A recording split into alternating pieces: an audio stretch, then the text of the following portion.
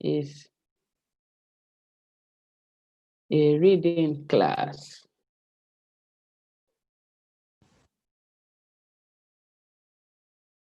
Today is a reading class. Academic reading, actually.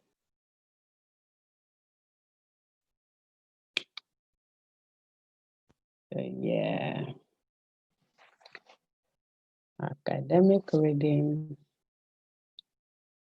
one of the modules in the IELTS test where we are required to make a band of 7.0 at least. We will be discussing that today. We'll be discussing that today. So quickly, we'll go to our academic reading lesson today.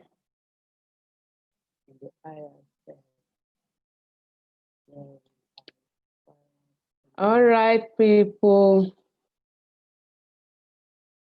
Good morning and welcome to the class. My name is Joy Agagwu, and I'm your IELTS tutor today.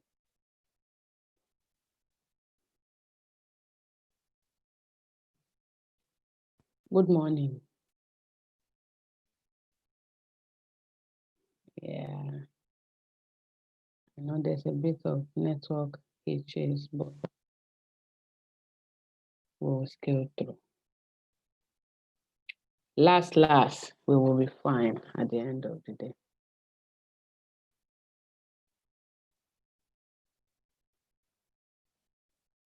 Today, we are going to be talking about the reading module in our IELTS academic reading. In the reading module, you are expected to score, like I said, a band of not less than 7.0. A band should not be less than 7.0. That is the accepted. What you are expected to see in the reading module, the question types, the kind of text that you will find. Those are the things that we'll be discussing today. We're going to be discussing these various question types, okay? So you can familiarize yourself with them. And we will be doing some practices in between as it is characteristics of our class. In your reading test, you have 60 minutes, which is 1 hour. There are 40 questions that are based on 3 main reading passages with a total of about 2,000 to 2,005, 2,750 words. Text and questions will appear on your question paper, and then you can write on, but you cannot remove from the exam hall. And you are expected to answer every question. And unlike the listening test where you are given extra time for you to transfer your work, for the reading, there's no extra time to transfer your work. So you answer in your sheet directly. Put your answer, your options, your writings inside your answer sheet directly, because there's no time for you to transfer your work. Okay. You will see a variety of question types. Question types like multiple choice questions, short answer questions, sentence completions, summary completions. You can have notes flowcharts, tables, labeling of a diagram, matching heading for identified paragraphs or sections of the text. You can have identifying a writer's view. There's where we have yes, no, or not given. And then you can have identifying information that is given in the text, where you have true, false, not given. Sometimes you can find a text telling you to classify things or to match a list of words or phrases to a particular paragraph. We will be discussing all of this today. Usually for the reading test, texts are taken from magazines, from journals, from newspapers, from broadcasts generally. They are written not for a particular set of people. It's not for a specialist, audience. And so all the topics are of general interest to everyone. These topics, they deal with issues that surround us, ranging from our social lives to the environment, to things that happen around us, to things we go through, to events and to inventions as well. Some of them are talking about past, things that happened during the wartime or anything, but it's not written for a particular set of people. So it's not for, excuse me, you can't say that reading is only for nurses or that reading is only for pharmacists. No, you're not going to say that. So reading pertains to everybody, and it is of general interest to all of us. For people that want to enter into schools, people that want to travel abroad or anywhere to work, if you just want to know English, all right, that is for the academic test. So you will find out that in your text, you will find arguments as well. Text may contain non-verbal materials like diagrams, graphs, illustrations. And then if there is any technical term, you will be given like a glossary to explain the meaning of those words and the context in which they are used, if there's anything that looks like it's a specialist thing. It's nothing to worry about. It's nothing to bother yourself so much about. You concentrate, do your practices, ask your questions, and you will be fine with the reading. That said, we are going to move to the types of reading. Types of reading. Types of questions that we find in our reading text. There are different sections in reading text, usually 4 of them, but there may be various. That is because you have different forms of questions, so they may come under sections. You understand? At the end, we'll get to see some examples. So we are discussing the multiple choice question. We're discussing the multiple choice question today. For your academic test, you are going to find the multiple choice questions.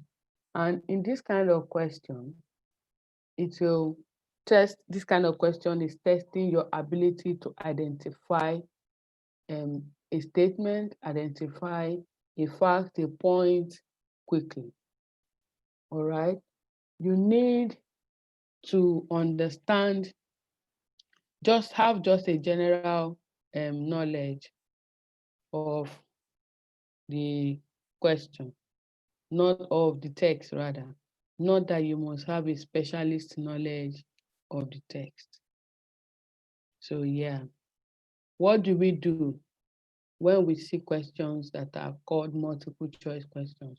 What do we do know? How do we identify multiple choice questions?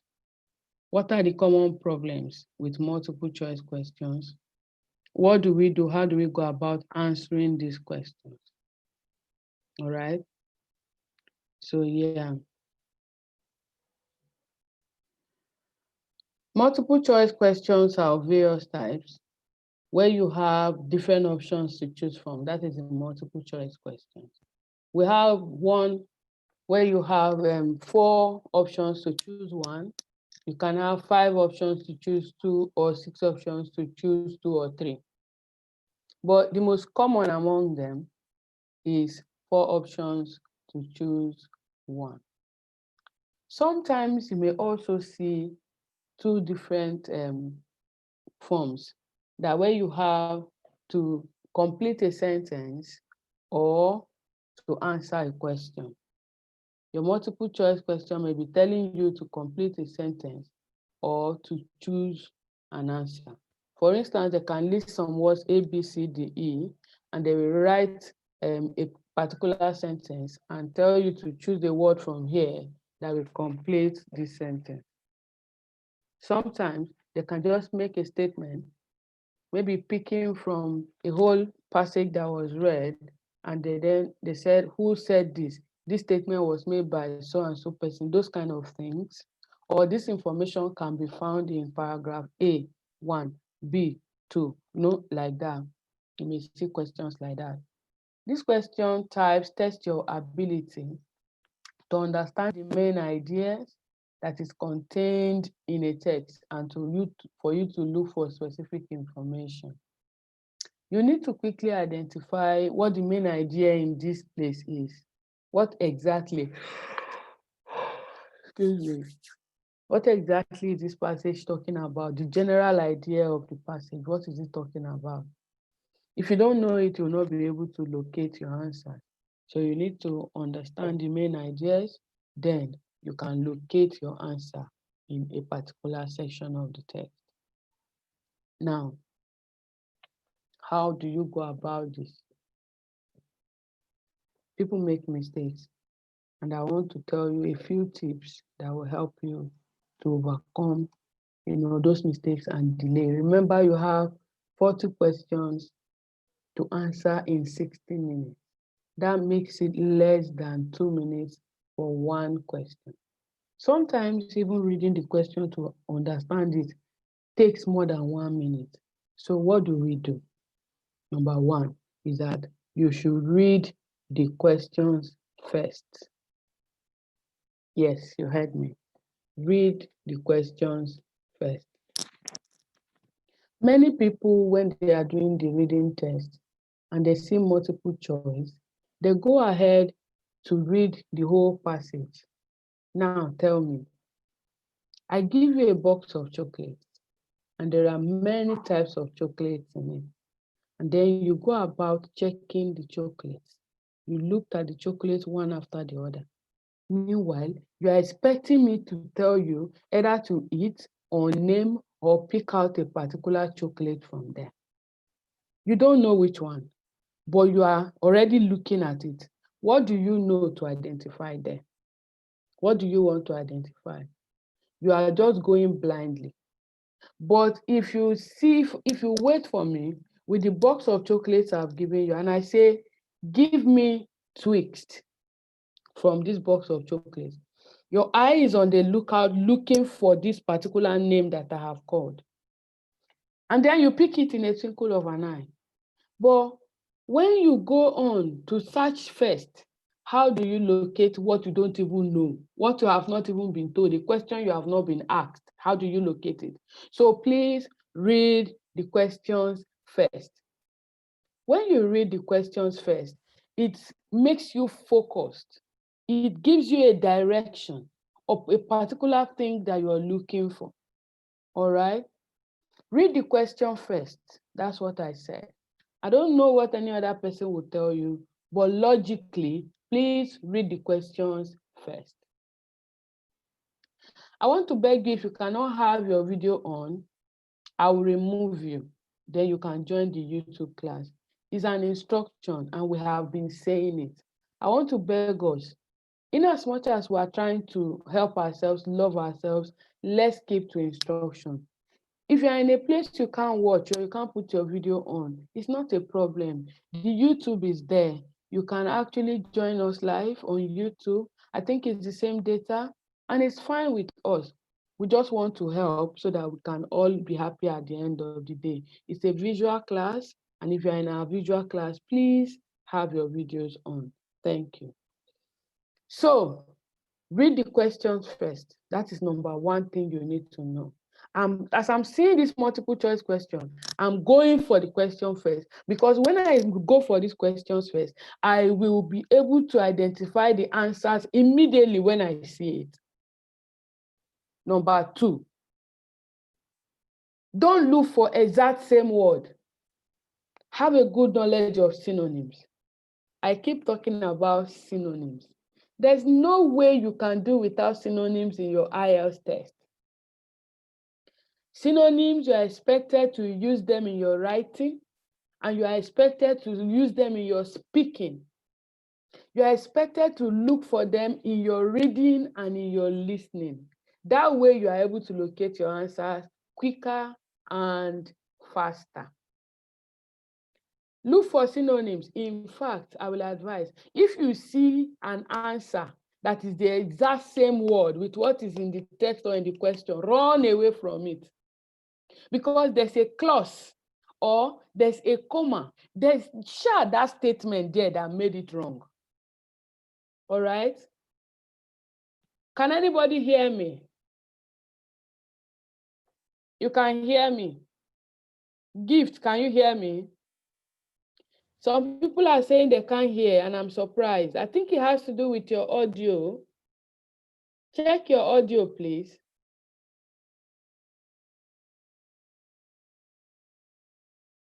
Cairo, please check your audio. You will hear. If it's not working for you, you may need to go out, all right? Go out of the class and come in again. When you are logging in and if there's something that will pop up, join with audio, click on it. Especially if it's for the first time. If you click on it, then allow it to boot, you will be able to hear clearly. Sorry about that. So yeah, go for synonyms. Run away from same exact word because they mislead you.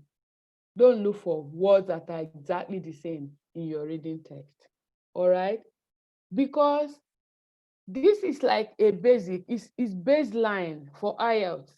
They want you to know what you are doing. They want to test your understanding in such a way that when they give you one word, you are able to produce 6, 7, 10. You are able to repeat the same information without repeating the word, without repeating, the exact same word. That way, your communication is more fluent and there is coherence between your work or your words or your discussion or your communication. All right? There will be that flow. If you have an understanding of what you are saying, there is no stammering. You don't have to stutter. You just go ahead and you are dishing it. You are saying, they say, this one is brilliant too. It's a lie. They just have a good knowledge of that thing they are discussing at that time. So please run away from exact same word, all right? Look for synonyms. Be on the lookout for synonyms as much as possible. Okay? Am I making sense? All right. So we are still talking about multiple choice question. What have I said so far? I have said that you should look for what? For synonyms rather than exact same word. I have also said that you should run away from you should read the questions first before you go to read the passage. Read the questions first before you go for the passage. Another tip that I want you to understand this morning is that the questions will come, all right, in such a way that the examiner will try to trick you with answers. The examiner will try to show you something that we call distractors, all right? They try to trick you with distractors so that you don't get the correct answer. It's not in their mind to fail you. They just want to test your ability to be focused. They want to test your ability to be focused. So when you read the question first and you are looking for synonyms, by first reading the question and going for the options, you will find out that on your own, you will be able to eliminate certain answers that are wrong automatically. This is what we call 50-50. When you have, let's say, 4 options to answer one, for example, you will see that automatically 2 of them are wrong. So you are left with 2. These 2 may look very similar, but there's a clause, there's a phrase, there's a word, there's an adjective, okay, that makes the difference between the 2 of them. So you need to locate what word, what adjective, what clause, what phrase makes the difference or makes one of the answers wrong. It's your ability to do this that makes you an expert in your reading text. All right? Now, you are going to skim through the general whatever after you have read your question. Skim through it generally. Underline keywords in the question and think about the synonyms like I said. You read the choices and underline any keyword in the choices again. Think about the difference in meaning between those choices after you must have ruled out maybe 1 or 2 of those options. In your mind, predict your answer. Predict your answer. Then you read the text using these keywords and their synonyms to look for your answer, and you will get the correct answer quickly. This thing I'm telling you does not take time. There's no time. You have 1 minute and I think is it 15 or 30 seconds. 1 minute, 30 seconds each for one question. So if you waste time on one, you are losing time for the other one. All right. When you have identified your question, I need you to do one thing for me. Read it again. Quickly read it again to ensure that you have made the correct choice. Think about why those other options are wrong and not just that your answer is correct. Think about why they are wrong. Okay? So yeah, when you see multiple choice questions, what have I said so far that we should do? When you see multiple choice questions, read the questions first. Before then, you have to know what type of multiple choice question I have seen. If it is the one to rule out, to get 1 answer from 4, or 2 answers from 5, or 3 answers from 6, or 2 answers from 6. So you read the text, you read the question first, because if you read the text first, you are reading blindly, you are not sure what you are looking for. You also waste your time because you will have to read it again when you have read the question. Some people avoid answering questions. They say, let's leave it. I don't know it, let's leave it. It's a very, very bad thing to do. It's wrong for you to leave any answers, any question unanswered. IELTS is not negative marking. Don't be deceived by those news that you hear flying that is negative marking. At all, it's not negative marking. What you score, they give you what you score. Nobody is going to deduct your mark because you answered a question that was not correct. Nobody will deduct your mark. Okay? And then you don't know, especially when you have been able to rule out 2 options and you have 2. And now you have 50-50. Why will you leave a blank sheet when you can guess and you may be favored to pass? So I will advise you to guess, but before you guess, let that be your last option. Okay? Let that be your last option. You know, some people would think that there's no need guessing. Guess, you don't know what will come out of it. Another thing I try to tell us about is the fact that examiners will use distractors to take you away from the answer. Where they have the exact same word, those answers are usually not correct. They use those things so that you can jump at it. But when you do this, you miss your step. And then at the end of the day, you get into trouble. So read the questions before you read the text.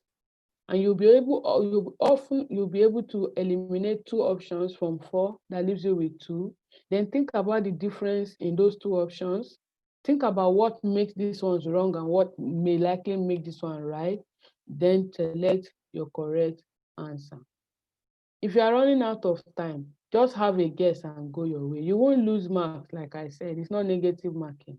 You won't lose marks because Even if you don't know how to do the 50-50 thing, you stand a 25% chance of passing, of getting that answer correctly when you guess. So yeah, you may be favored to guess the right answer. If, for example, you see a topic, a text that you don't know anything about, you don't have to panic, okay? You don't have to be afraid and start saying, I may know, so I'm seeing quarry, or I'm seeing, they are talking about weather. Hey, God, what kind of thing is this? You're already panicking. And at the end, you lose marks. You know how you lose marks? You lose marks because you won't be able to finish your work. When you are panicking, it's okay to be anxious in your exam, but the moment you get into the exam hall, the anxiety should disappear. That's the way it should be. Anxiety because of uncertainty is acceptable, yeah. It's acceptable because you are not sure of what you are going into, but you should not be anxious to the extent of not being settled enough to answer your questions. And that's the reason why you need to practice putting yourself under test, like a test environment. Okay? I don't know why some people are still finding it difficult to join the class. I've been sending this information since yesterday. And it's something that you need to just register and that's it. But we keep having issues. I pray they are able to find their way at the end of the day. So yeah, you can panic, you can be anxious, but don't panic. The difference is you are acting your anxiety out. We can hide our anxiety. Is that you are uncertain, good and fine, but you need to be optimistic as well. You need to have build hope against hope so that you can stand firm and write these exams, and at the end you will pass the exam. But when you are anxious, you lose marks. That's what I've just tried to tell you. So what do you do? Concentrate. What do you do? Focus. The examiners want you to be focused.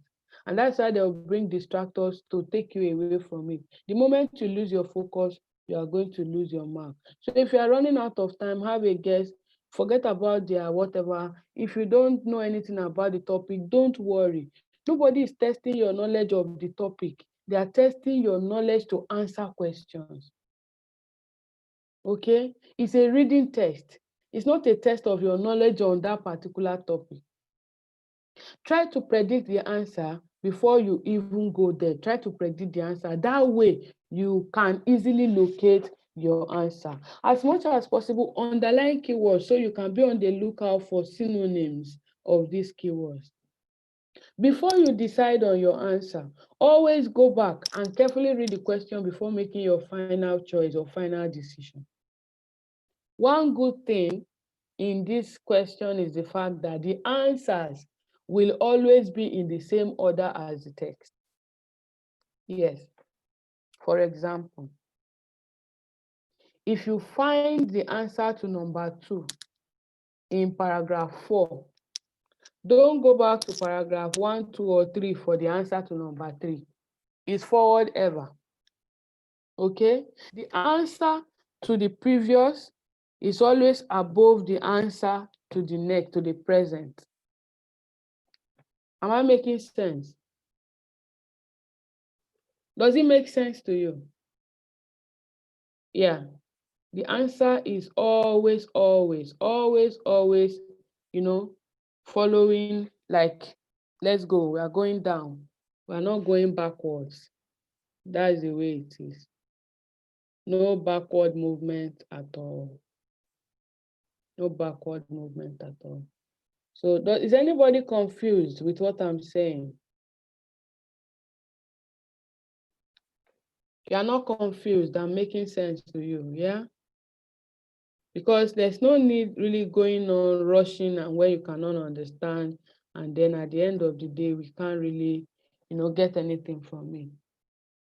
So multiple choice questions, you have different types.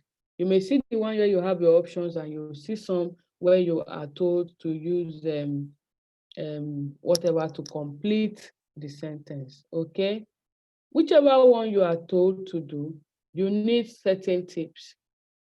Part of this tip is the fact that you need to be focused. You need to read the questions first before you go to read the text. Then you should stop panicking. You should not panic when you find out that you know nothing about the reading text, all right? And you should know that the answers are coming in the order that the text is coming. Don't keep going up and down. It's very, very as in there's a cohesion between them, you know, there is a link between them. They move from top to bottom. They don't waver or go here and there. All right? Okay. Any question on multiple choice?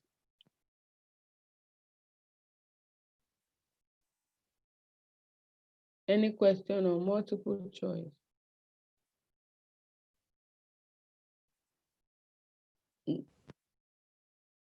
Any question on multiple choice?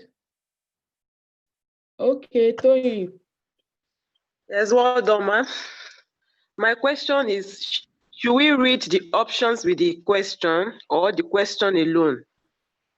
You will read the options. Now, if you don't read the options, how do you know what is there and what you are looking for?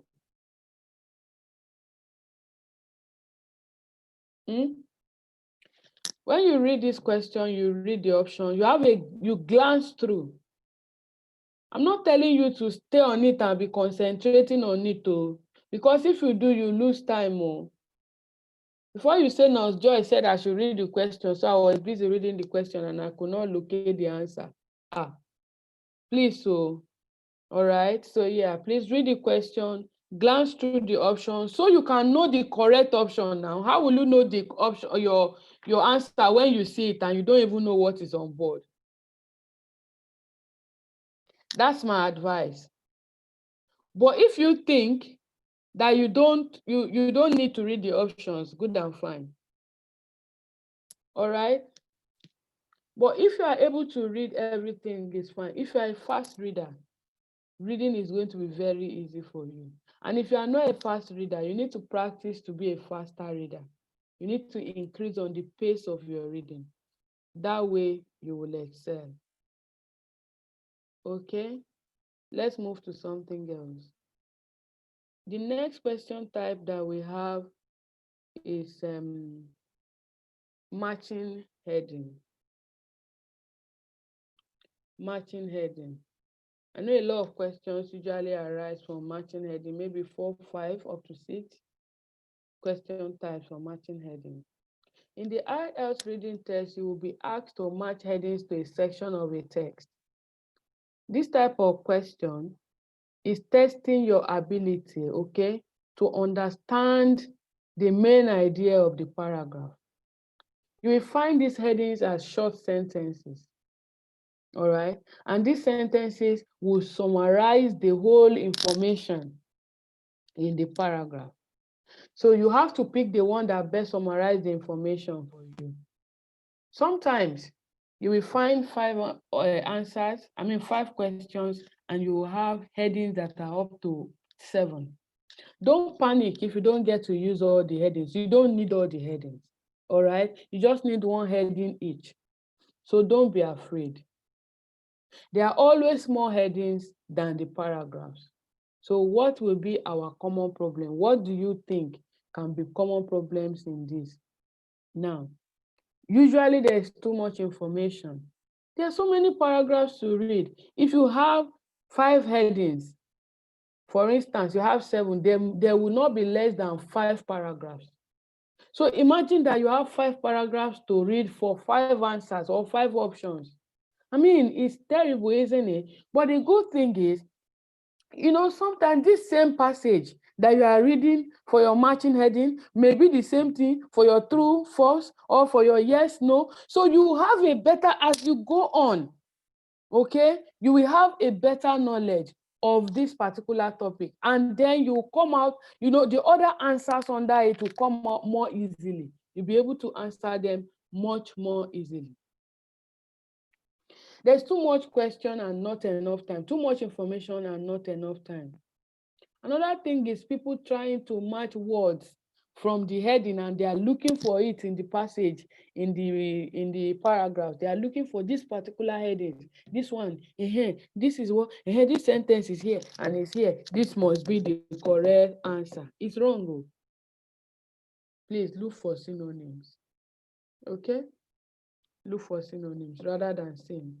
So some of the headings may appear to have the same meaning sometimes to confuse you. But if you check, there's always something that makes the difference. Some of the headings, they sound like, they look like they are the same, but there's a clause. There's always an adjective, something that qualifies it, or something before it or after it, or a but, something that makes it different. All right? Okay. Now, in matching heading, I keep hearing some people asking, should I just read the first paragraph and the last paragraph? No, ma. No, sir. Don't read the first paragraph and the last paragraph. If you must keep, please read the first 2 to 3 sentences, the first 2 to 3 sentences and the last 2 or the last one. That's when you will get your correct answer. Because those are the ones that carry the main idea of the paragraph. And remember that this is testing your ability to understand the main idea of each paragraph. And we have the first 2 and the last 2 sentences that carries this main idea. So if you skip them, you won't get the main idea, and you will get another heading. Of course, there will be a heading there that will confuse you. So you will pick that heading instead of the correct one, and you will get it wrong. Another thing is people spending too much time on one paragraph, trying to get the answer by all means. I'm not sure of this one yet. No, you can skip it. You can skip it. What I want you to do is, when you see this kind of question, always do it first. For instance, you get your answer, your question paper, your answer sheet, and all of that. The moment you see matching heading, go and do that one first. You know why? Because when you do this first, you'll be able to get the general meaning of the text as a whole, and it will help you with the rest of the questions that requires you to take a more detailed look at this. You are expected to look for your main ideas and not to read every word. Because when you read every word, it takes too much time.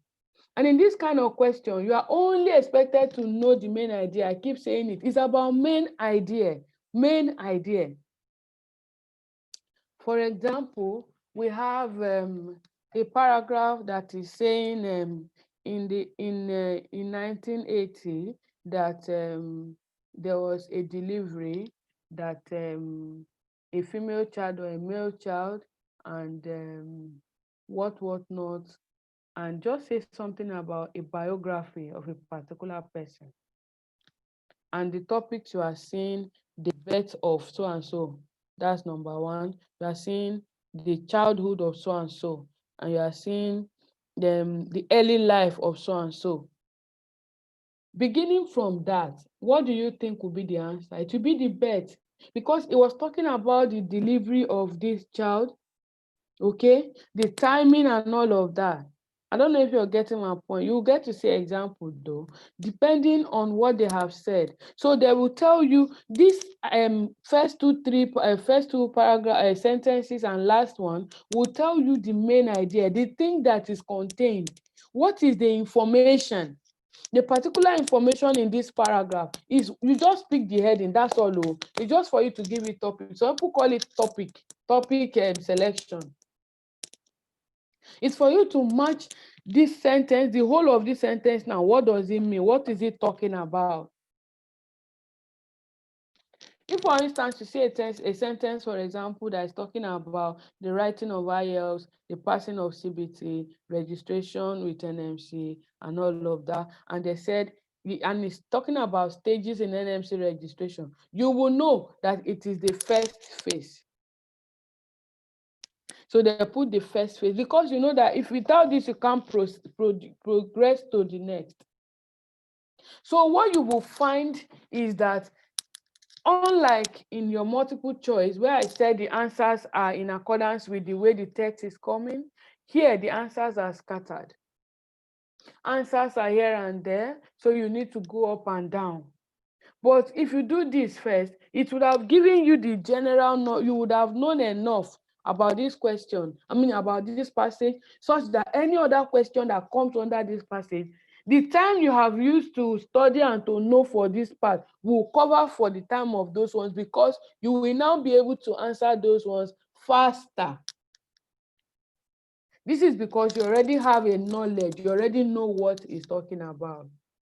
For example, when you have done the topic, the matching heading for number 1 to 5, and in paragraph 1 to 5, you have done it, and then with the same passage or text again, you have to answer true, false, not given, or yes, no, not given. You will do it quicker. You will be faster with it. All right. So if there are 2 or 3 headings that are similar, what do? Write them beside the question, write them beside it, and then make your choice. You will see the difference. Find out the difference between the 2 headings. Find out the difference. How do you find out the difference? By using the keywords. Okay. So yeah, I've talked about synonyms. I'm still talking about it. The use of synonyms cannot be underemphasized, cannot be over or underemphasized. You need to keep reminding yourself, I'm looking for synonyms. I'm looking for like words. For example, in the passage you have the building is beautiful. Okay.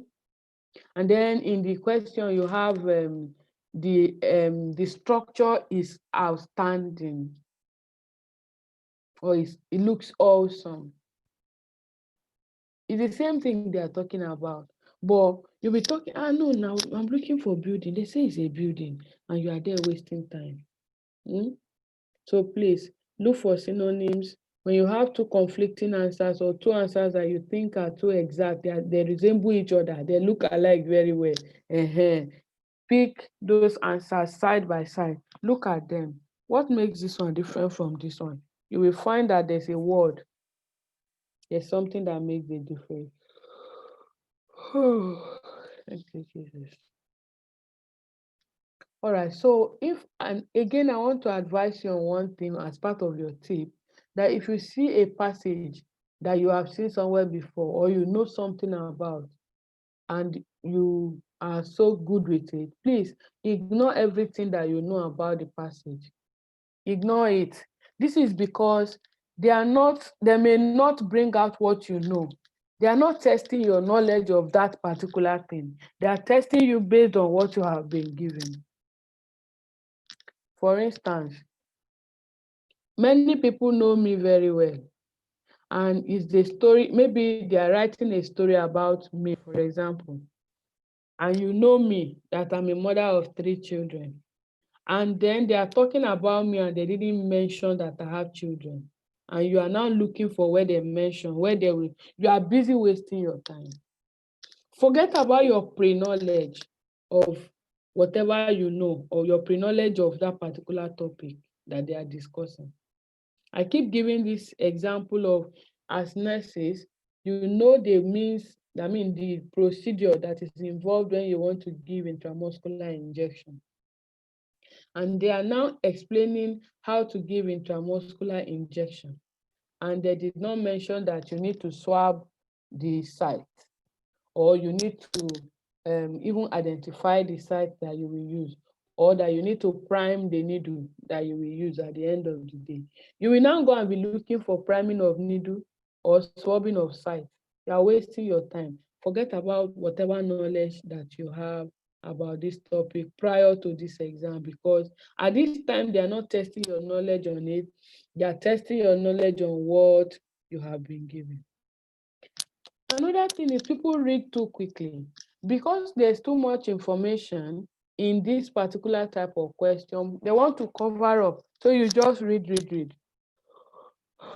Sorry, I'm yawning so much. I was on a night shift. So you will want to cover up. My dear, you don't need to cover up. Read moderately. Don't be too fast, don't be too slow. Because if you are too fast, you will miss important information.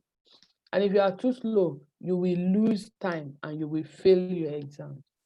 Okay? So you need to practice very well. In fact, practice well. Go to IELTS Zone. They have reading there as well. I used it to practice when I was doing my own.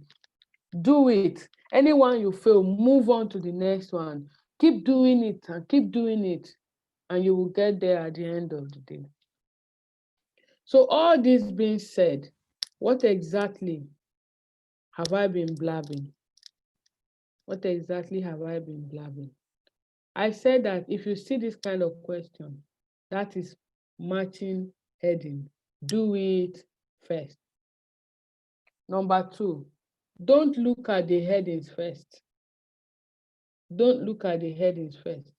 Read the first 2 paragraphs and sentences and the last sentence of each paragraph for you to understand the general meaning.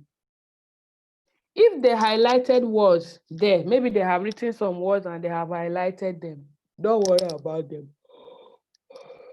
Don't worry about the highlighted words. If they want you to know what it means or to use them, at the end of the work, there will be what we call a glossary. Okay? If not, please don't worry about highlighted words. You look at the heading and then you identify the keywords within each heading. Sometimes there may be 2 or 3 headings that are similar, 2 especially. Bring them side by side with the paragraphs, with the passages here, and note the difference. Establish that there are synonyms, okay, in the paragraphs. Identify these synonyms for yourself. Go look for these synonyms, grab them, match the heading, finish your work, and go away. If you do not have the answer to anyone, please leave it and move to the next one first. All right? Leave it and move to the next one first. By the time you are usually almost all through, you will all done, you will find the answer when you are almost like halfway gone. So matching heading, do it first, okay? If there are similar headings, bring them side by side with the passage, read them, check for synonyms as well. All right? Matching heading, look for synonyms. Look for synonyms. Look for synonyms. I keep saying it because this is what makes people to fail. Matching heading, don't read too quickly, don't read too slowly. Am I making sense to you? Okay. For those of us that have been practicing, if you have question in the middle of it, you can stop me and I will explain it. Any question on matching heading? I said do it first. If you don't know anyone, move to the next one. When you are doing it and you see that there are answers that are similar, keep them side by side. Look for the difference, maybe a word or something that makes the difference. Grab your answer and go. Try to predict as you read the first 2 sentences and the last sentence in the paragraph. Try to predict what the answer should be like. Okay?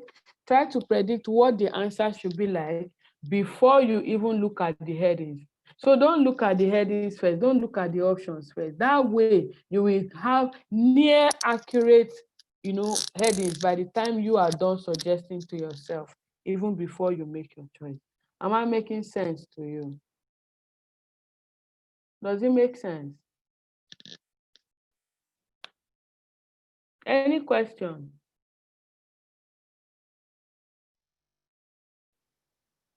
No question. When there's no question, it's either the class is understood or the class is confusing. So which one? Do we understand? The class is not Okay. confused. We It's not. understand. Okay. That's all right. That's fine. All right. So let's move to the next one. We have done matching heading. We have done multiple choice. We are going to move to labeling of a diagram.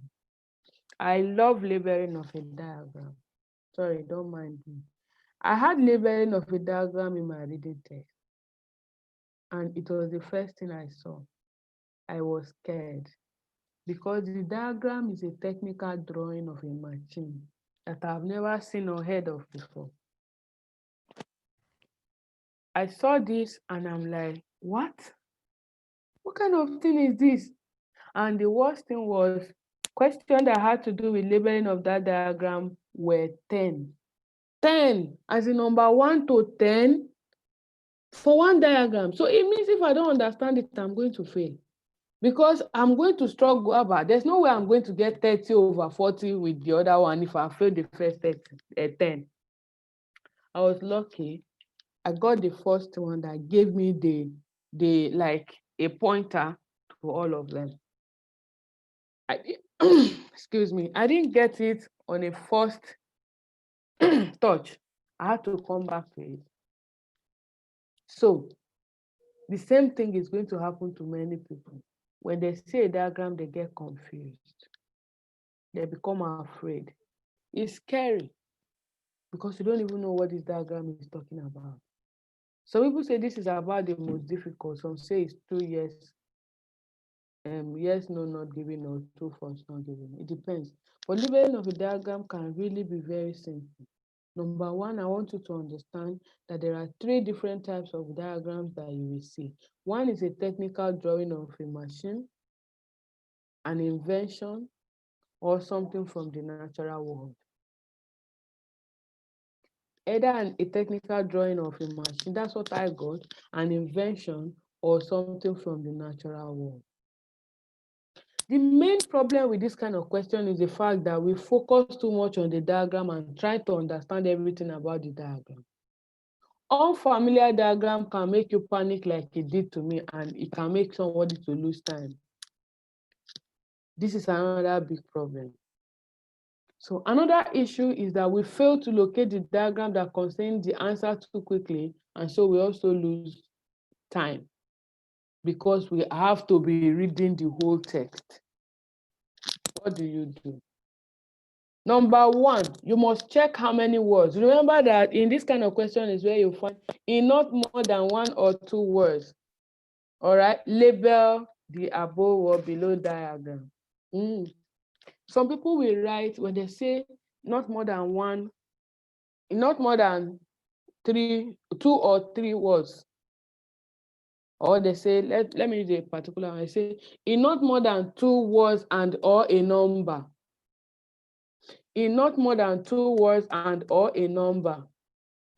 2 words and a number is correct. 2 words is correct. A number is correct. A word, a number is correct. A word is correct. Do you understand?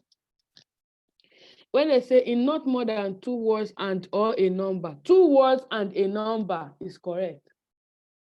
2 words is correct. A number is correct.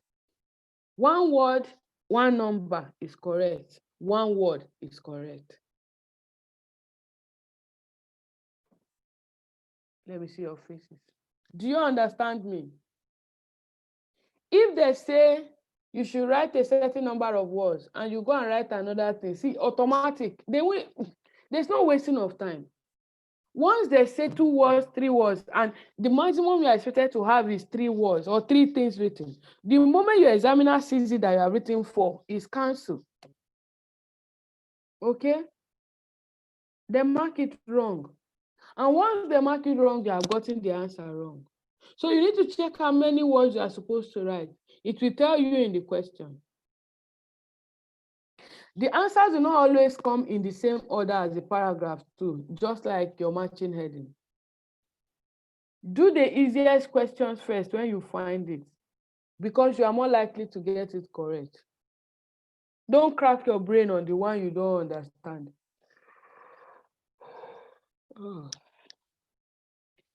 And if you can't find the answer, please move on and come back. Try to predict the answer before you read the text, because it will help you find the correct answer more quickly. For example, you see a machine that is talking about the production of a particular thing, and on it, there are wheels, there's a handle, there are wheels. Maybe that handle is what you turn or twist to move a particular area that does one thing and moves to the next phase. That's the way I can describe the kind of diagram that I saw in my own exam. All right. And that wheel, the handle, where you saw the handle that controls the wheel, you are expected to maybe write like controller or a wheel or a handle. It depends on what you find in your reading text. The answers are in the reading text. They will tell a story or tell you something about the operation or the function or something of this machine. It's in that story, in that thing that you are reading, that's where you can now label your diagrams from. Do we understand? They won't just give you a diagram that you are not used to and tell you to label. No, they won't do that. They'll give you a diagram that you are going to get a passage that will tell you what to do with the diagram. So you need to predict your answers. You see that diagram in your mind, in your head. Do the easiest ones first. As you do the easiest ones, you will find the answer to the hard ones. All right? You can now come and crack your brain for the ones that are hard. Check how many words you can write. That's what I've said. Study the diagram, try to understand what generally is happening. Don't spend too much time doing this. Highlight keywords of the labels. Identify the type of words required to try to predict your answer. Type of words that is required can be a noun, a name. It can be a pronoun, it can be an adjective, it can be anything. The type of noun, another thing, can be an object or a subject. It depends on what you have been asked to do. You will easily identify it. There are no two ways. If you start practicing well, you will find out that these things come easier than we do know or that we do understand. Okay? You scan the text and identify where the information is located. Read in more detail to find the answer. Very importantly, check your spelling. Yeah. If your spelling is wrong, your answer is wrong. It's simple. They will not correct it for you. Okay? Spelling, number of words, all right? Reading your passage. Okay? Those are the main things you need to find out. And then also the use of synonyms is important in this place. Because sometimes they will say something and then they expect you to write something, which is how you can use your synonyms. Okay? So labeling of a diagram. I said you will find either an invention, a machine, or something that has to do with the natural world. And here you are asked to label a diagram using a particular passage that will be provided. Here also, you are encouraged to spell correctly, because if you have wrong spelling at the end of the day, you'll be in trouble because you are still going to fail it after all. All right? Any question?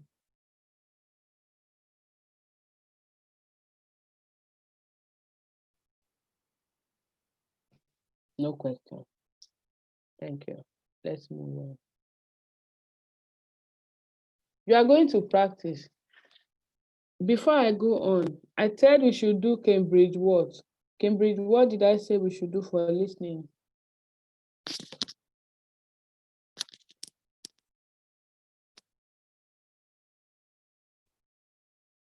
Fafa. Cambridge academic test. 1, 2, 3, 4. But which Yes. particular one? Which particular one? Well, you just said any. You just said you should look on any. Are you sure that's what I said? Yes, I wrote it down. I did mention Cambridge 14. No. I didn't. Okay, fine. Because you just said, then I actually wrote it down, Cambridge academic test. You just look at any of them. That's for your listening. That was for writing. For writing. Did you attend the listening class? Oh, no. This is for. Oh, what is this? Because I wrote it on writing. I don't know. Fine. All right. So did you practice? I wrote some, but I didn't type. You didn't type? As yet, yeah. But No I just wrote on a paper. Okay, no worries. Yeah. For your reading, this one, we're not going to spend our time on your data and my time. You see, I'm struggling with sleep. And then at the end of the day, you just hear it and you don't practice. There's really no need. There's really, really, really no need. The only way to move forward is by practice. So if you know you will not have time to practice and you can't discipline yourself to practice, there's no point. Now, go get Cambridge 14. Type it on Google, Chrome, YouTube. You will find it. Reading test for academic Cambridge 14. If by the end of today you don't find it, let me know. Send a message to the Telegram group. When you have found it, go and do the reading test 1, 2, 3, and 4 before our next reading class. Do academic reading Cambridge 14, 1, 2, 3, 4. The good thing is, the answers are there, somewhere there. The answers, I mean, as in the one you used to mark yourself, they are somewhere there. So it's up to you. Do it, mark yourself. While you are doing it, while you are on it, identify any difficult question type. Which particular area are you finding it difficult? Bring it to the class. We will discuss it. Right. I'm only giving you tips for you to go ahead and practice. Yeah. So if in the course of the practice, you are not able to understand the usage of the tips that you have jotted down, let's know, so that if it means, reinforcing your own learning, then we will do it. If it means explaining again to the whole class, then we will do it. That's the only way we can move forward. Right. Yeah? Yeah. Academic reading, Cambridge 14, 1, 2, 3, and 4. Do it. Whether you score 3 over 40, it's not my problem. My own issue is I want you to keep practicing. That is all. Whatever you score, no problem. Don't worry, don't be shy. I know you are going to score higher. You move on, okay? You keep going, making corrections and going and all of that. So yeah, I'll be waiting. And if I forget, somebody will need to remind me in our next class so we can do it and move on from there. The next question type is summary completion. Summary completion. In summary completion type of question, you'll be given a summary of information from the text, and there will be some gaps in that summary. You will either be given a list of words to fill the gaps with, or you are asked to answer it from the reading text. When you are given a list of words, they will not give you the list of exact same words. But when you are told to use words from the text, it means they want you to pick words from the text. Am I making sense? Good. Your job is to insert some of these words from the list of words that you are given, if you are given those lists, or to pick from the text and answer. There will be more words in the list, that's if you are given list, than you will require, just like the matching heading.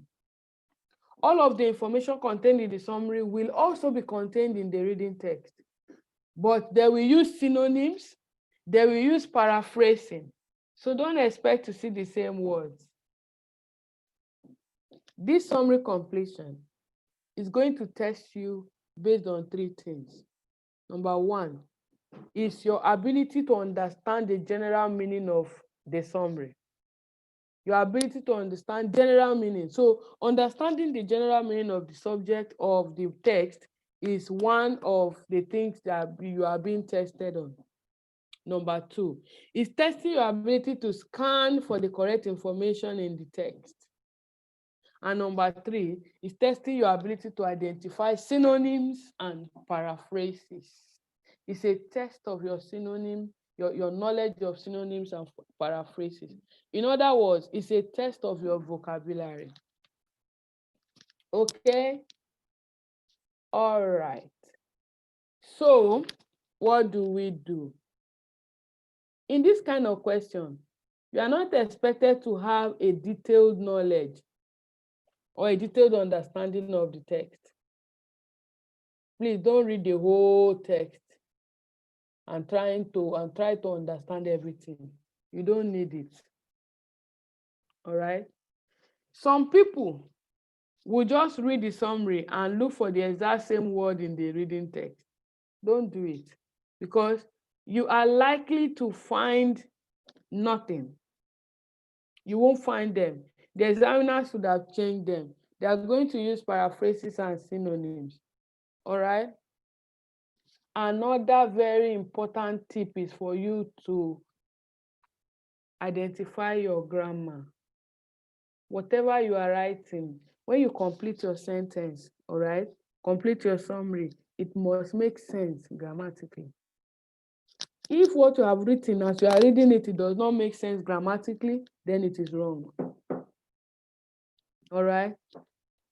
Sometimes they will try to trick you, like they did. Summary completion is similar to matching heading. They will trick you sometimes by bringing the same words from the text and they will put it as one of the options. And some people will just go for it immediately. Some will recognize it and run away from it, others don't. But I want you to recognize it and run away from it because it's not the correct answer. What have I said so far about summary completion? Try to predict the answer before you look at the option for the text or the text. You will spot the correct answer. For instance, if you are reading a sentence, it's just missing words, missing words that to confuse people. Like they are writing dash, dash, dash in between the sentences. And in those dash, dash, they have put the first dash is maybe number 1 or number 2, so that you can fill it in. All right. So yeah, you need to skim the summary and try to understand the overall meaning. You can skim through the summary first, understand the overall meaning of the summary. Then you can go and look for specific things in the text as a whole. If you have a list of words that are given to you, try to guess which 2 or 3 answers, all right, might be correct. Pay attention to words that make sense more with the sentences. Words that can make sentences more correct, or that can make your sentence to make sense grammatically. Identify what part and then bring it together. Relate it. Try to assimilate it. Understand it yourself. All right. Scan for synonyms from the summary. That's the way it will help you. Scan for synonyms from the summary and then check to see if your word makes sense grammatically and your summary completion is all done. What have I said? Remember that in summary completion, they are testing your ability to understand general meaning.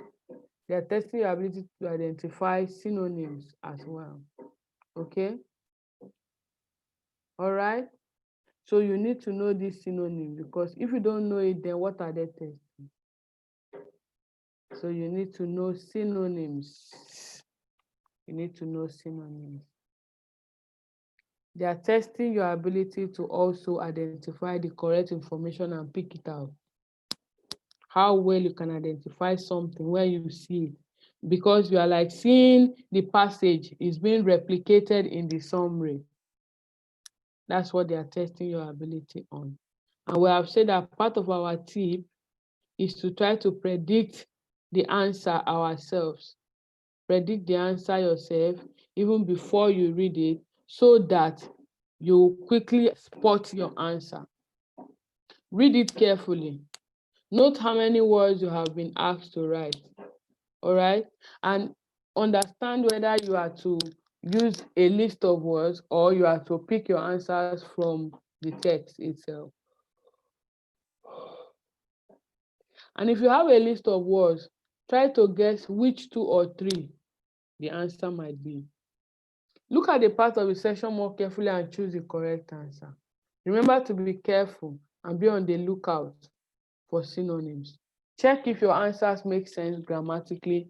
If they don't make sense grammatically, please go over it again, do it again, and you will get the correct answer. Any question?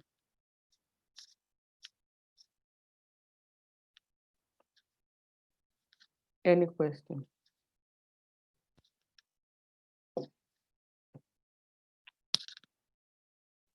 I'm going to remove you if you don't have your video on. That's the simple truth. Sorry about that, but you have to go. Okay. So yeah, if let me see, remove. Remove.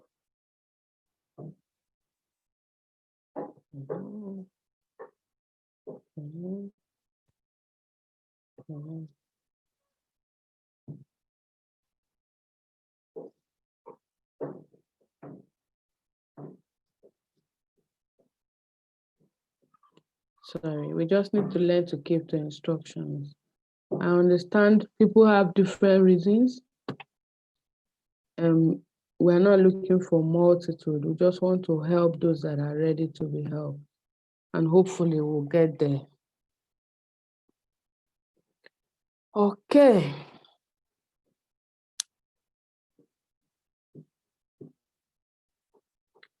All right. Any question on this one? No question.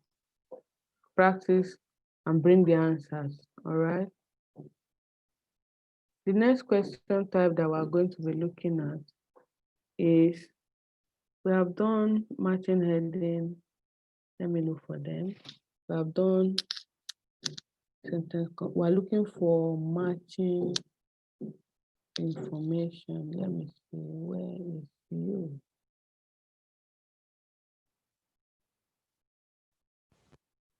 The files are all hidden, so I just need to get some. Okay. All right, so I've seen, let's do true, false, not given. Matching heading, we've done sentence completion, we've done multiple choice questions. Now it is true, false, not given.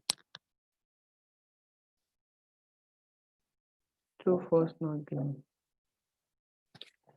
True, false, not given requires you to identify if an information in a text is either true or it is not true. It's simple. You have a number of factual statements. What they do is they give you a text, all right? And then there will be factual statements from that text, okay? And they will ask you whether this statement is true or false or it is not given. You won't find a statement that is not there. If you find a statement that is not there, then it is not given. If you find a statement that you are struggling whether to understand whether it is there, it is not given. Don't waste your time. Okay? Here, there are three things. Number one, the answer is true if it confirms the information.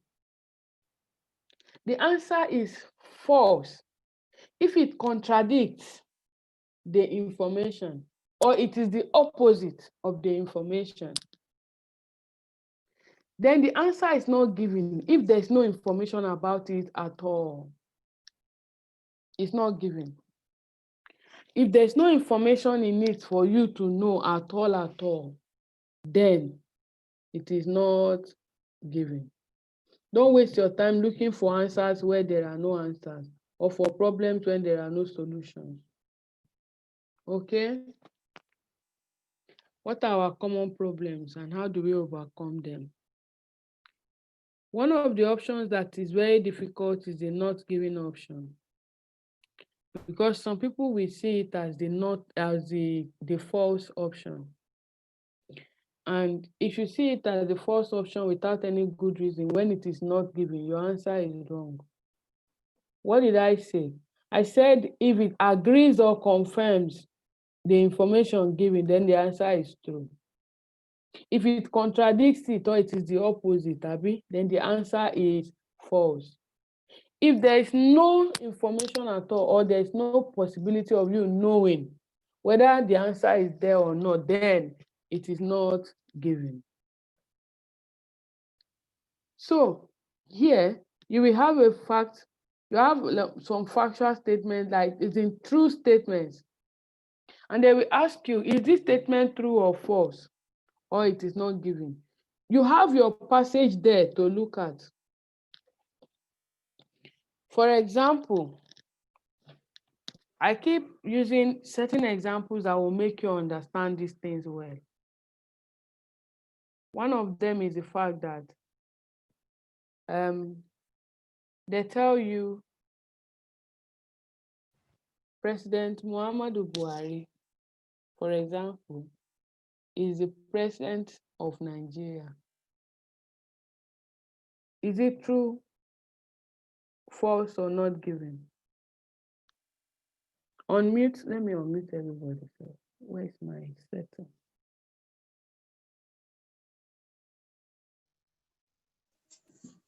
Unmute, let's see this exercise. If your video is off, I'm going to remove you. All right. Okay. President Muhammadu Buhari is the president of Nigeria. Is it true or false? True. That is because you know he is the president of Nigeria. What if they give you a statement and they say that Muhammadu Buhari is an ex-forceman, he is an ex-soldier, he's from Katsina State, he is a father and married to Aisha Buhari. That is the background of the story. And he is the president of Nigeria. Then in your statements, they go on to say, Muhammadu Buhari is the president of Nigeria and the father of 7 children. Not given. Is it given or not given? Not given. Not given. Okay. So he is not the president of Nigeria again, Abi? He is, but the children He's the president part. of Nigeria, but the children, they didn't mention how many children he has. Yeah. Okay. My name is Joy Agagwu. I'm a nurse. I'm a teacher. I'm a motivational speaker. And I am a mother of 3 children. Joy Agagwu is a mother of 2 boys and a girl. Is it true or false? True. I want more answers. False. If you say Not true, False. true. Let's see, true. False. False. False. Not False. given. Not given. No. Not given is correct. Not given. Not given. Not given. Not given. But you said two boys and a girl. There are 3 children. And Did Joy I said mention it? Not be born. They cannot be born.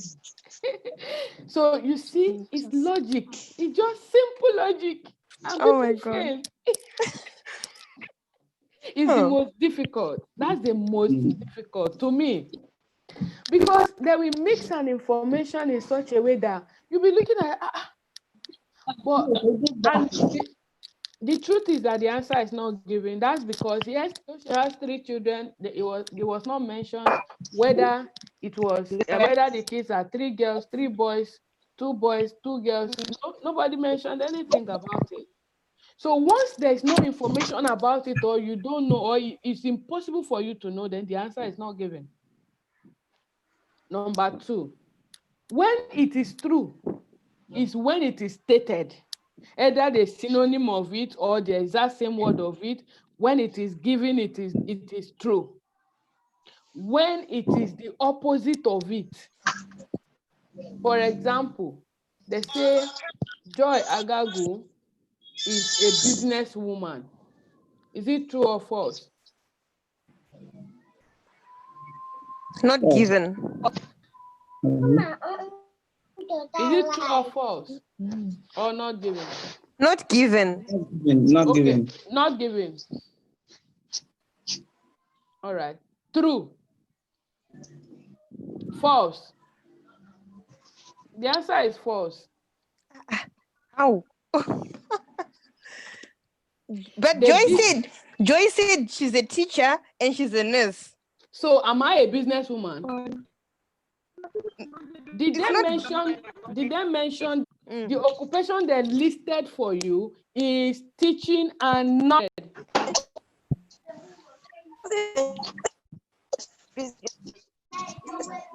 Please go ahead now. Oh, she's gone. She was saying that it was not mentioned, but my occupations were mentioned. Were they not mentioned? They were.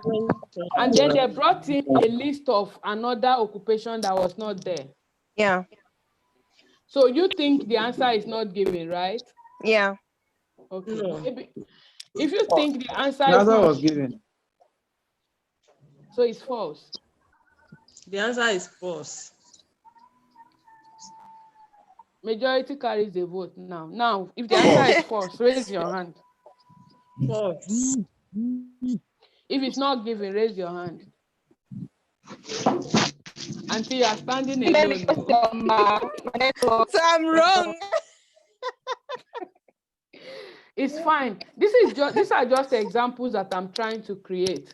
Yeah. Just to make you understand the extent to which you can go in the understanding of these things, the extent to which that you should go in being logical. All right. Yeah. You Yeah. need to be logical for you to understand these things.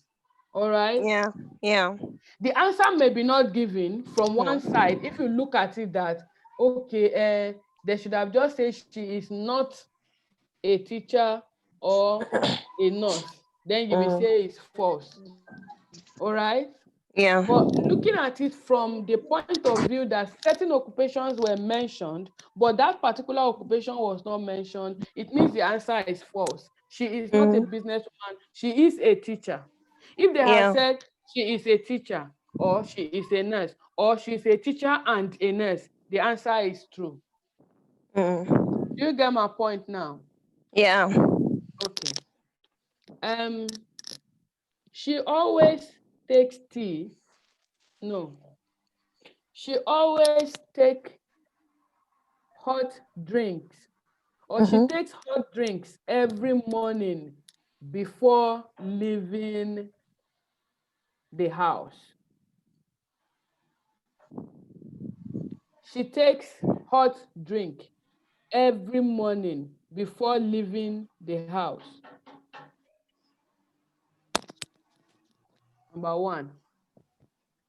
Joy takes hot drink every morning before leaving the house.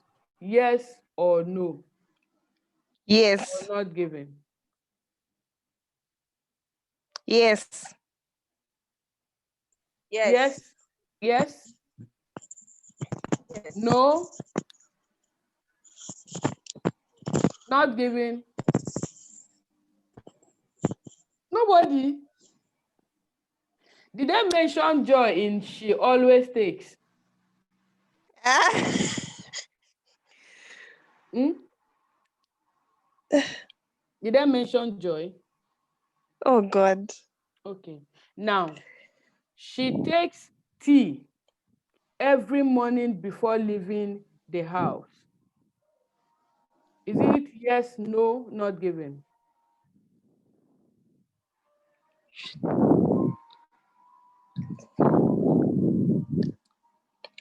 Takes tea every day leaving the house. Answer now. How about let's finish this class? Yes. Yes. Yes. Yes. Yes. No. Who is no? Not given. Not given. You know why? It's hot drink, they said. They didn't say tea. Coffee is hot Yes. drink. Tea is hot drink. Hot chocolate is hot drinks. Hot pap is hot drink. Hot water is hot drink. Oh my God. Oh my God. Okay. She takes hot drink every morning before leaving the house for work. Before leaving the house for work. Yes, no, not giving. Which one? Yes. Not given. Not giving. Thank you. That one was too fast, Seth. Now you Yes, have not understood the given. logic, because they said Yes. before leaving the house, they didn't say whether she's The going to house. walk or she's going to a workout or she's going to farm or do you get the point? Yes, So it's ma'am. logic. If you understand it, see, when you see not giving or all these ones, but your stomach, your belly will start sweating you first. Let me speak that English. You will just know that, this one I've scored this one. Let me quickly do this one because I will pass it. So you see, not giving, yes, no, not giving, true, false, not giving, they are the same. It's only that one is about opinion and the other is about facts. Okay? True, false, not giving is about opinions. Yes, no, not giving is about facts. Did she do it? Yes. Did she not do it? No, or yes, or not giving. That's all I want to explain to you about not giving. I don't have any other explanation to give you. I don't have any other explanation to give you. All right? Do you understand the logic? If you don't, I can explain it. I'm just joking. Do you understand? Think so. You think so? No, let's be sure. So now we are going to see if the text agrees with or confirms the information or the statement. The answer is what? True. If True. it is the opposite, the answer is false. False.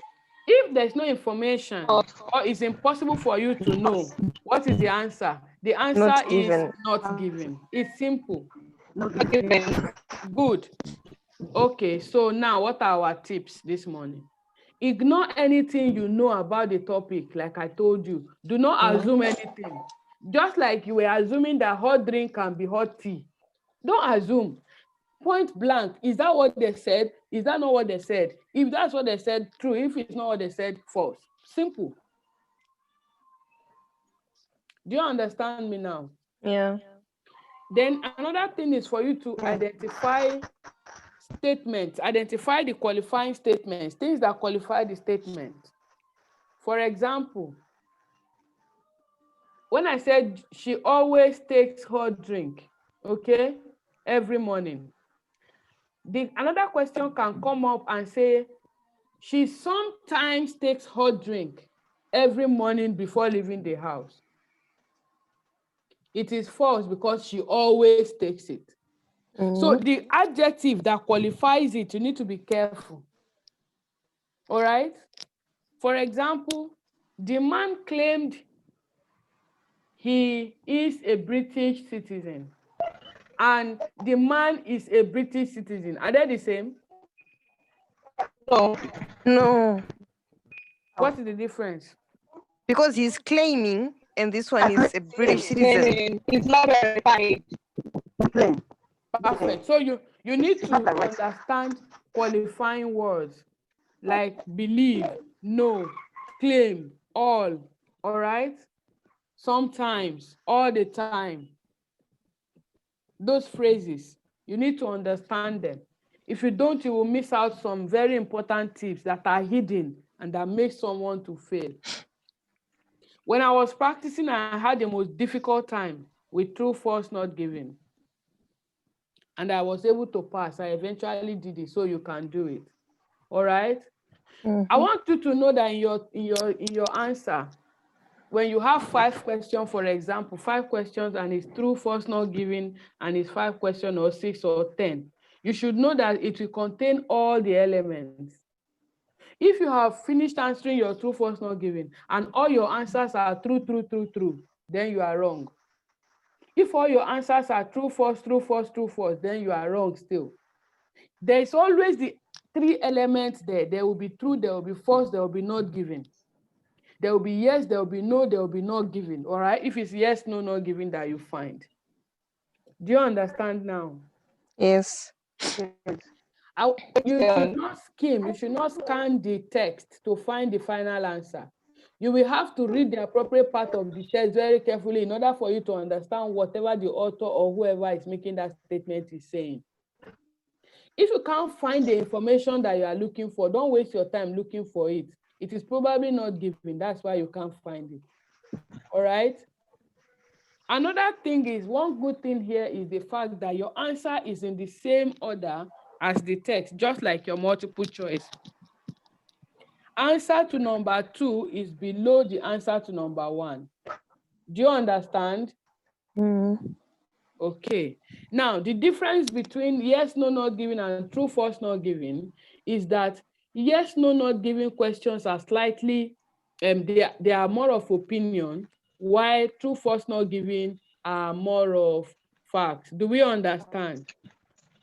True, false, not given deals with facts. Yes, no, not given deals with opinion. What are we saying now? When you see this kind of question, what do? You need to read the instructions very carefully. Make sure you know it is true, false, not given, or yes, no, not given. Some people will go and use yes, no, not given to answer true, false, not given question. You have failed it, it's automatic. Even if it was correct, you have failed it. If you bring yes, no to answer true, false, you will fail. So you need to understand the instruction, know what kind of question it is. Then you read all the statements very carefully, trying to understand what the whole sentence means, rather than simply highlighting the keywords.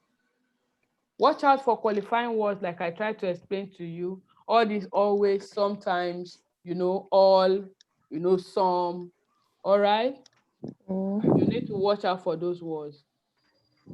Match the statement with the correct part of the text and read it again to understand. Focus on the statement again and then carefully read the matching part to establish whether it is true or false or not given. Remember that for you to say it is true, the meaning should exactly match that of the statement. If it is false, it should be the opposite of it. And if it is not given, it means there's no information about it in that text. Do we understand this now? Yes. Any question?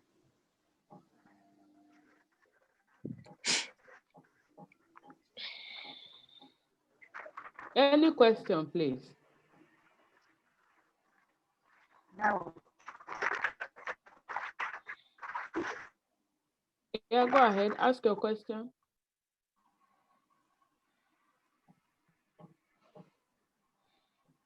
Ask the question. Gift. Gift. Yes, ma'am. Good morning, ma'am. Good morning. Well done. Ma, thanks for the class, ma. Thank you. Yeah, my question is from the spelling aspect. Like you were saying something about light spelling the other time. Okay, in Nigeria here, we are used to both British English and American English. And sometimes most of the words differs in spellings, just like color. When you have COLOR, COLOUR. Okay, if you use the American English, will you be penalized for it? What exam Instead are of you the writing? IELTS, British Council exam. Okay. Then Now, most times we do these things ignorantly, like we are used to it. That's why you have the opportunity to practice beforehand. Okay. Yeah? Yes, ma'am. That's Thank why you you. have the opportunity to practice. So yes, please get used to their system. Get used to you doing things their way. Get used to keeping time. The British people are the most timely people I've ever seen or heard of on earth. They are one of the most. They keep to time, as in keep to time. There's nothing like African time if you want to be a global citizen. You see these people, if they tell you handover starts at 7:30, believe you me, if you come in at 7:29, everybody is seated for handover. And if there is any means by whatever, something happens and somebody is coming in late, the person will call that, sorry, I'm coming in late, I'll be 2 minutes, I'll be 3 minutes. If you are going to, instead of you to say you'll be 5 minutes late and you are going to be 30 minutes late, it's better for you to say you'll be 30 minutes late and you are 5 minutes late. Do you understand? Yes. So that's one thing again we need to work with. Timing. Please get used to them. Get used to the way they do their things. Get used to the way they pronounce their words. Get used to the way they spell their words as well. America, it was just a few things that was bringing about American spelling and all of that. The British people colonized us. The syllabus we are supposed to have, the curriculum we are supposed to have in our schools based on the colonization of the British people is to be in line with their own. Our spellings, our words, our everything is supposed to be in line with their own. But we have adulteration. When somebody goes to America and study, comes back to Nigeria to teach and begin to teach the American standard, American things, American way of doing things and all of that. Then when you now want to enter into Britain, all right, you now need to and that's part of the problem we are having in Nigeria presently. Let me not lie to you. If they were doing things based on their standard, they won't penalize us with so much studying of English and all of those the way they are doing to us. They've seen that it's been adulterated. The standard they left has shifted. It has changed.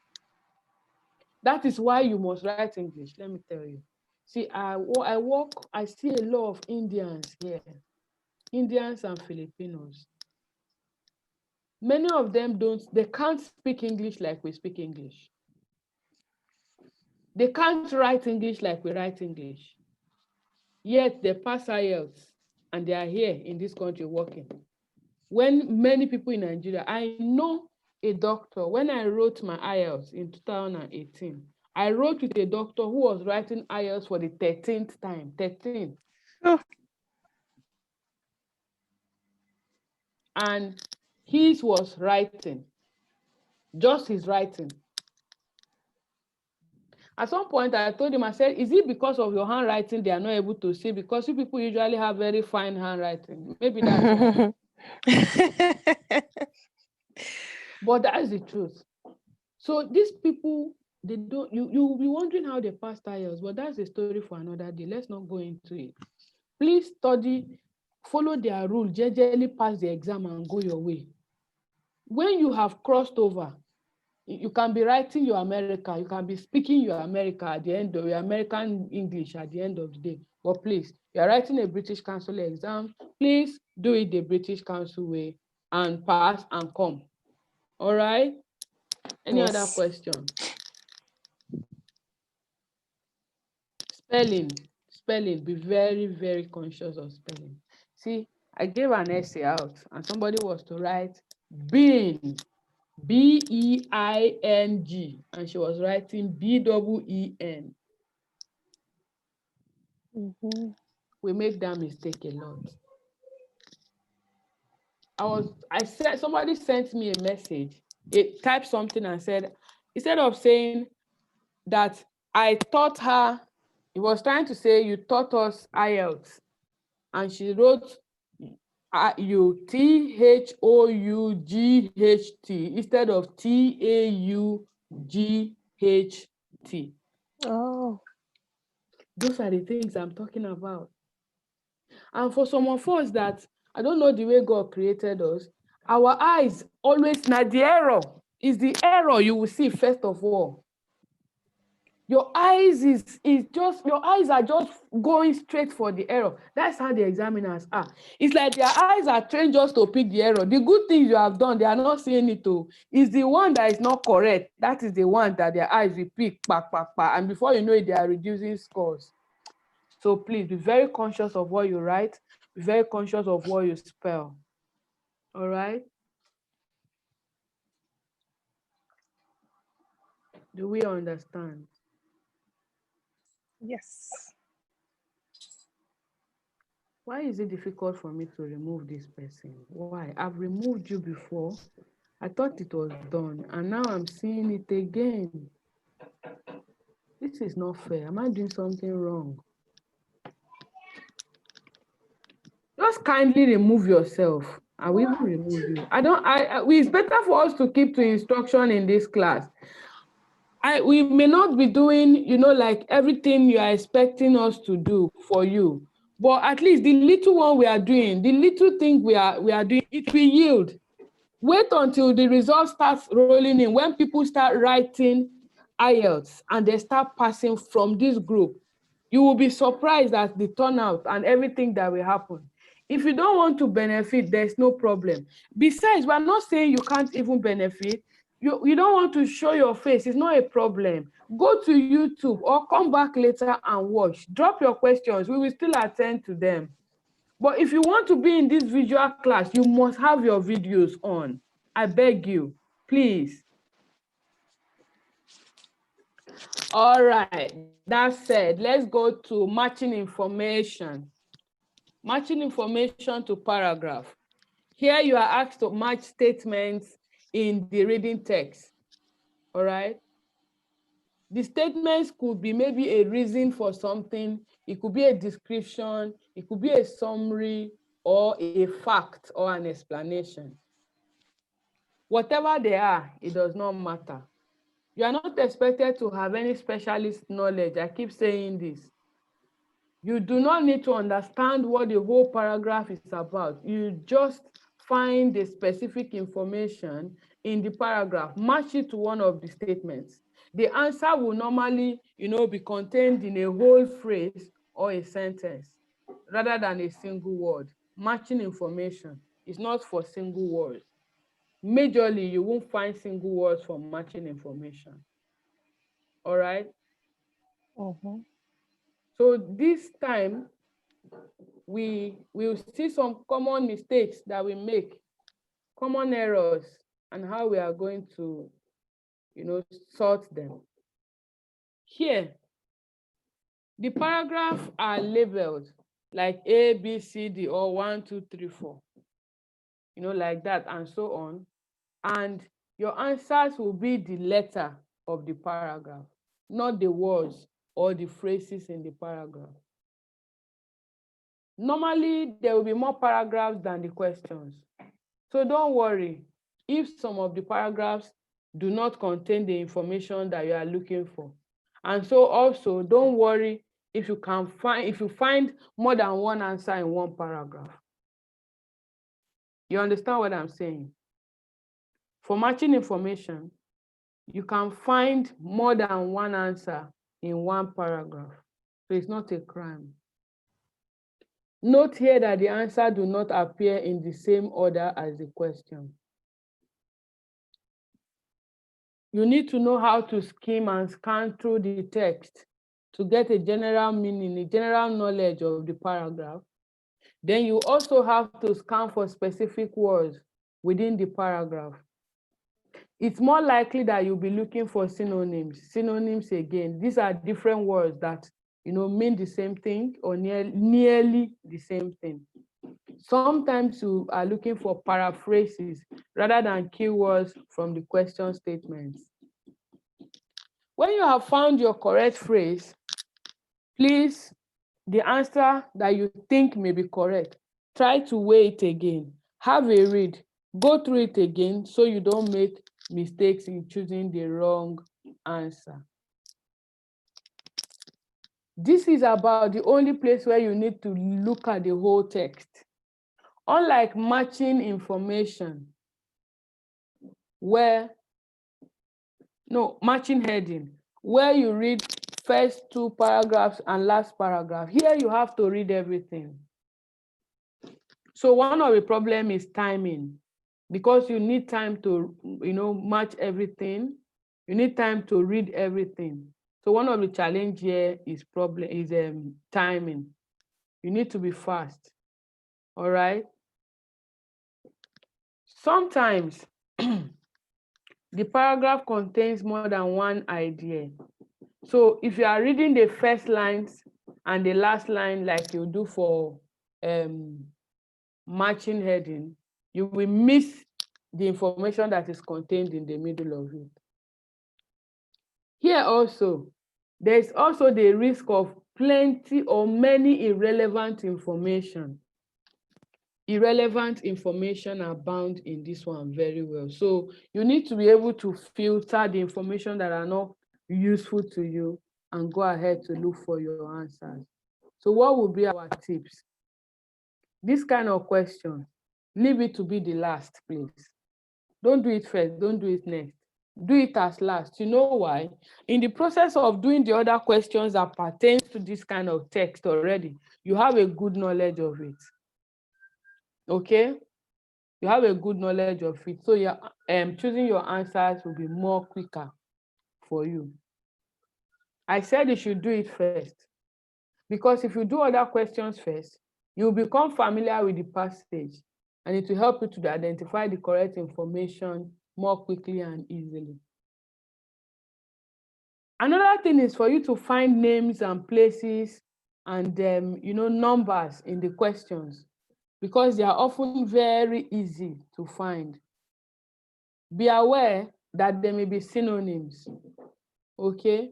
For instance, you can see maybe I tell you a third, just over a third in the passage.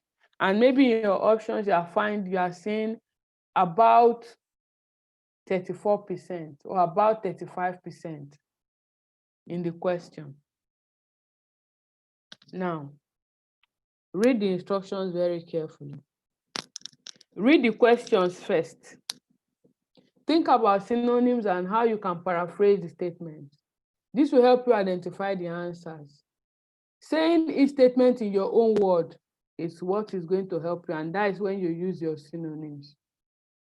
Skim through the reading text to try and understand, then you scan for your answer. Check back with the question statement and mark the answer to make sure that it is correct. Move to the other ones. If you find anyone difficult, please move to the other ones, do it, and come back to it again. Any question?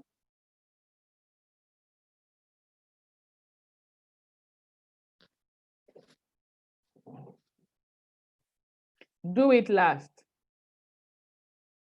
Look for synonyms. Read the instructions carefully. It entails that you have a general knowledge and that you have specific knowledge as well of the reading text. How are you going to do it? When you do it last, you will find out that by virtue of you doing the other questions before now, you are already familiar with the passage. So you have a more detailed understanding. All right? Any question? Uchenna, yes, ma'am. Ask your question. Hello, ma. Good morning.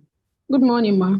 Yes, ma'am. Please, the last type of sentence you are talking about, I didn't get it because my network logged me out.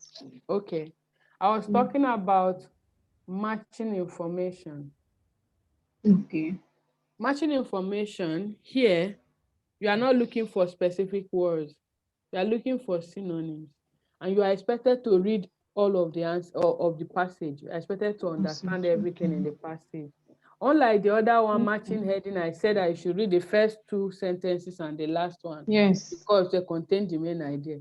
But here, you have to read everything because sometimes you will find more than one answer in one passage. So in one paragraph. So if you don't read the whole paragraph, you will miss out on the other one.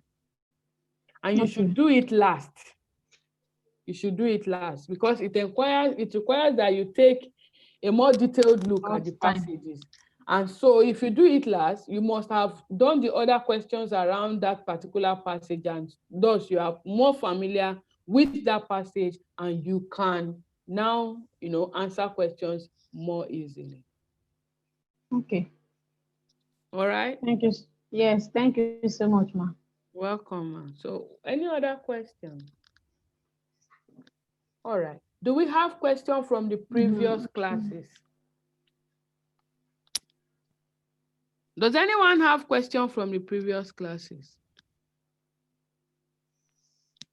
You can get 1 or 2 answers.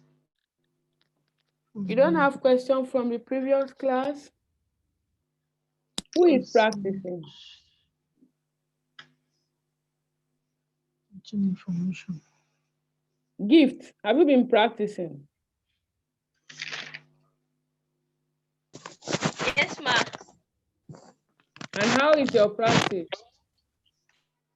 It has not been so easy. Like yesterday, I tried practicing writing test, and I stopped half of the way most times. Like I started with one question, then I stopped at half of the way. Then counting my words, it was not even up to 150 words. I think most of the times I write just one thing. You don't have to stop half of the way. That's number one. You need to finish it. Okay? I'm just only sort of ideas along the way. So go back to those things you left half of the way and go and complete them and type them for us to see. Okay, ma. How you can generate ideas is for you to free your mind and be broad in your thinking. All right? It will help you to generate ideas. Joseph, you are welcome to the class. I don't think I've seen you in this class before. Yeah, good morning. I'm just joining this wonderful and informative class of yours. And I count myself lucky to be one of you. And I believe that very soon I will start practicing and we'll join you over there too. You're welcome. So you do us a favor, if you can go through the classes that have been done before on YouTube. If you go there, you will find them. That way, when we discuss certain things that we have gone over before, it will not be strange to you. And then you will also be able to practice and ask your questions in the class. Is that okay? All right, thank you very much. That's all right. Any other question, please? No queries. No queries. The class is well understood. Yes, ma'am. Okay, in the absence of any other thing, I will say you should enjoy your weekend and have a great day. Let me go back to bed. I'm still on nights today. Bye-bye. Yeah. Thank Bye. you. Bye.